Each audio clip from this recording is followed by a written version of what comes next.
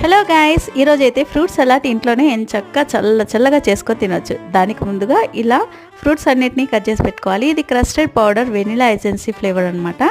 So ఇది వచ్చేసి గోరువెచ్చని పాలల్లో ఒక 2-3 స్పూన్స్ కలిపేసి ఈ విధంగా స్మాష్ చేసుకోవాలి. ఎందుకంటే ఉండలు లేకుండా ఎంచక్క కలిపి పక్క పెట్టేసుకోవాలి. ఆ తర్వాత స్టవ్ పైన ఎంచక్క లీటర్ తీసుకున్నాను నేను మిల్క్ వచ్చేసి. సో ఈ మిల్క్లో షుగర్ కూడా యాడ్ చేశాను. 2 కప్స్ షుగర్ పడింది నాకు. ఎందుకంటే ఫ్రూట్స్లో కొంచెం స్వీట్నెస్ అనేది ఉంటుంది కాబట్టి నేను 2 కప్స్ వేసాను అనమాట. సో ఈ విధంగా వేసేసి కలిపేసేసుకోవాలి. సో మరిగిన తర్వాత ఇప్పుడు మనం ఏదైతే కలిపి పెట్టుకున్నామో ఎసెన్సీ పౌడర్ది అది కూడా ఇందులో వేసేసేయాలి. ఇలా వేస్తూ స్పూన్స్తో కలపాలి, లేకపోతే ఉండలుగా అయిపోతుంది. సో ఈ విధంగా అయ్యింది కదా. కొంచెం చల్లారాక ఫ్రూట్స్ అన్నిటిని కూడా యాడ్ చేసేసుకొని ఎంచక్కా సర్వ్ చేసుకొని తినేయడమే.